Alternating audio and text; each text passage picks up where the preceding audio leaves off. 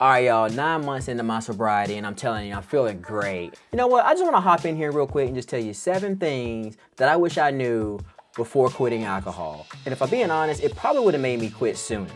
For example, having more energy.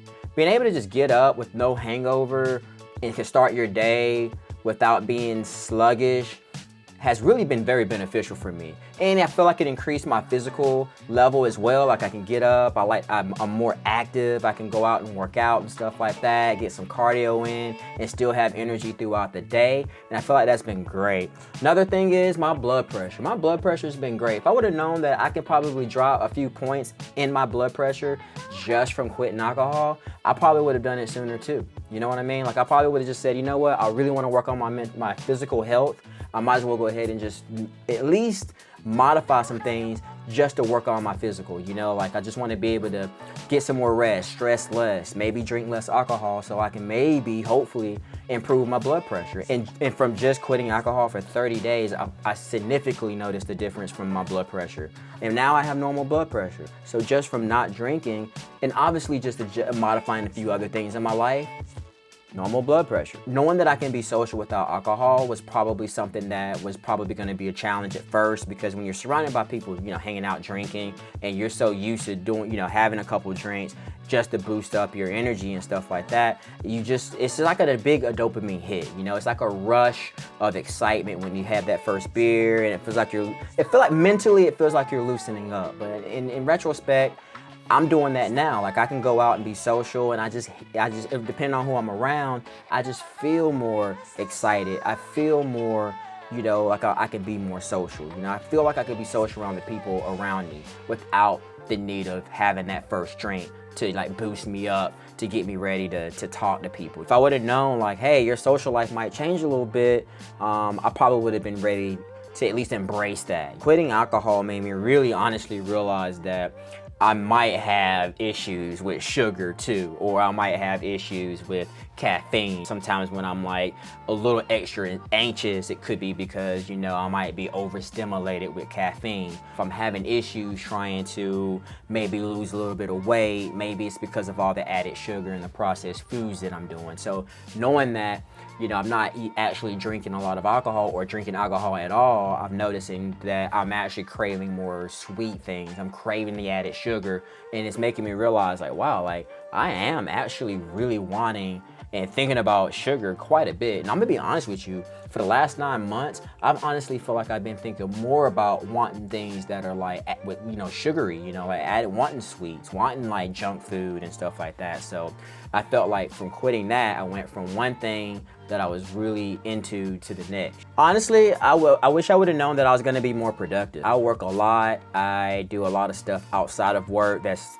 I guess, my hobby. Like I like to do other type of content. So once I realized quitting alcohol actually gave me more time out of the day to be more productive, and because I have more energy, I'm able to get a lot more done throughout the day, because usually typically around this time I'm probably at the bar on happy hour just having a couple of drinks, and that's not just a 1 hour thing. That's like a 2 hour kind of trip, you know, walking down over to my spot, having a couple of drinks. That's already an hour and a half, 2 hours out of my day, when now I have an extra 2-3 hours.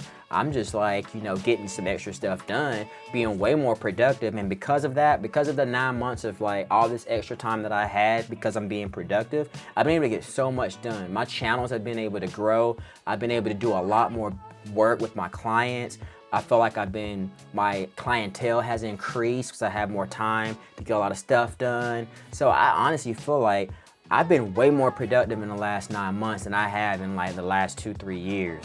And I feel like this is a given, but if I would have known that I had more money before quitting alcohol, I probably would have also started a little sooner, because I'm not spending, I don't know, like $150 or more a week on going out and having drinks and food. That all that money that I've been saving, you know, in the span of like 9 months, I've been able to put into just my savings account, or I've been able to utilize it for things like going on trips, buying an engagement ring. Just being able to have extra money from not drinking has been very awesome. I mean, like I said, I just feel like I have all this extra money, and that's just been, I mean, I can go I can go and I bought a car, y'all. I'm paying on a new car right now. That's how much money and I bought an engagement ring, and we're planning for a wedding. So it's great. I mean, I feel like just knowing that I'm saving money, y'all, it's awesome. Like, I feel like it's just a good feeling knowing that I got this extra income coming in, and it's not all going towards spending it on alcohol and booze. So, I mean, I feel like that's a great perk right there.